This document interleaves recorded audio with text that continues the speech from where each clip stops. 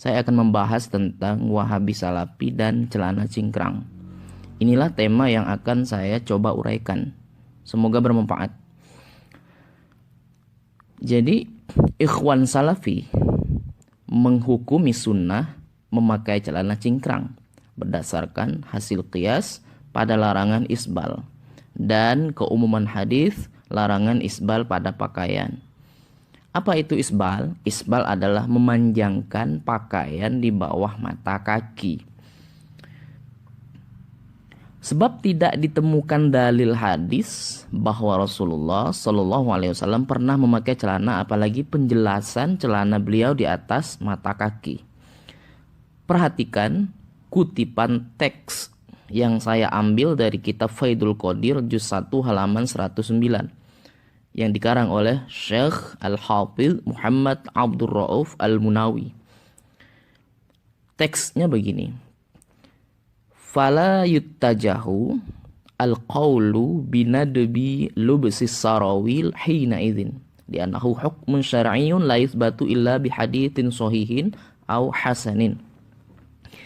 Artinya, dengan demikian tidak dapat diterima pendapat yang menghukumi sunnah memakai celana, sebab hal itu adalah hukum syariat yang tidak dapat ditetapkan kecuali dengan hadis sahih atau hadis hasan. Nah, sementara hadis yang melarang isbal adalah teks berupa izar. Apa itu izar? Izar adalah pakaian yang dikenakan di tubuh bagian bawah.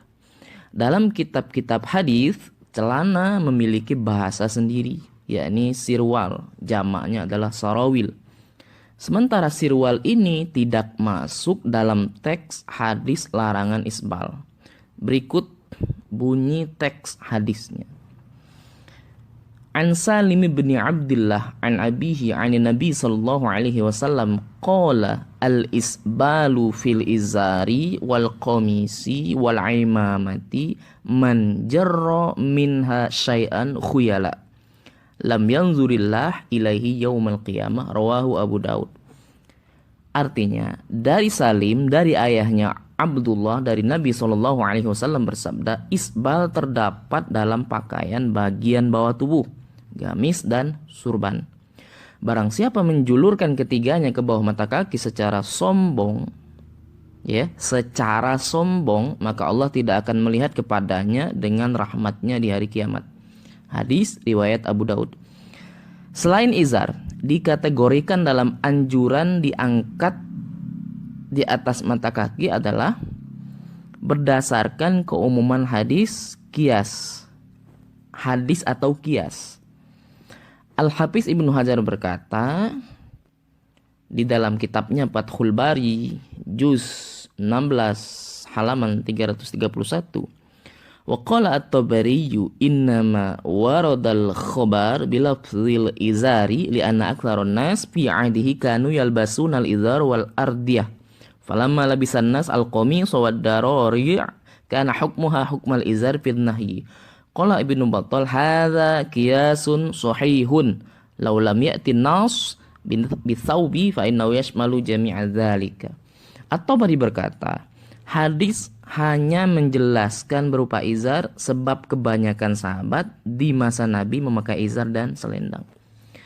Ketika umat Islam memakai gamis dan baju perang, maka hukumnya sama dengan izar dalam hal larangan isbal.